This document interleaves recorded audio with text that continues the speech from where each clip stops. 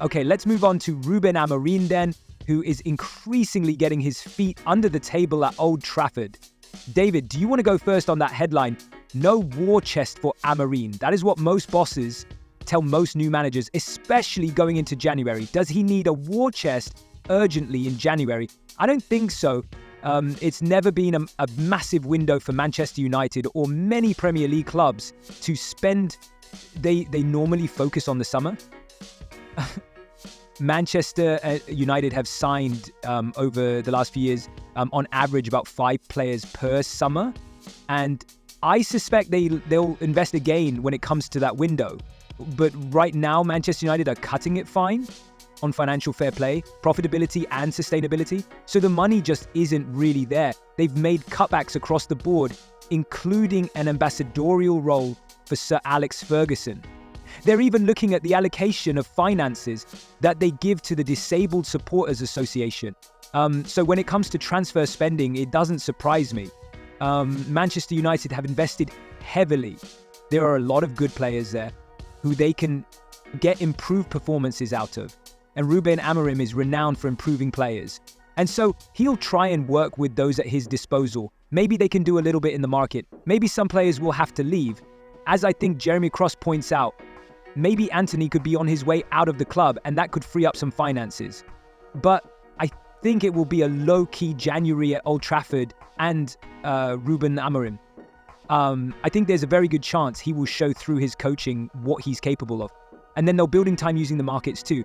If you were a Manchester United fan, Jason, and I'm assuming you're not going to tell me you're a United fan as well as Scott, would you be laughing all the way towards Chris? Are you super optimistic in that position? You know, I was thinking about this a lot, and I'm going to go up to Manchester for his first press conference. I might come to regret saying this, by the way. I was there when Joseph made his first press conference at Chelsea. There is an air around Amorim of a modern Mourinho, not necessarily that edgy in the way that Mourinho was, but that air of confidence and ability around him that I think he can carry a club like Manchester United. And they've been looking for somebody fresh like this for a number of years. And obviously they had Amorim on the clutch for a while, but it was why he was on the up. And I think they thought they had that with Ten Hag, but he never quite had the personality to carry a club like Manchester United. I think Amorim is the real deal.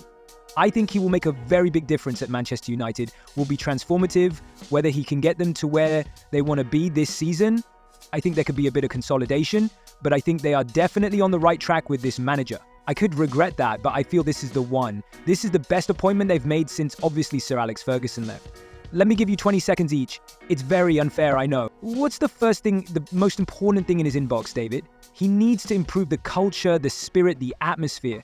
They've very little time to train, very little contact with the players. Match after match, midweek and weekend, he needs to work on the basics, get the spirit and the confidence up, which is being low of late. Jason?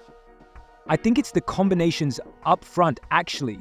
I'm fascinated by if he sticks with that 3-4-3 formation, how he's going to make that work, where Bruno Fernandes fits in, where Marcus Rashford, Højbjerg, these players fit in. I think that's where I'm really fascinated by.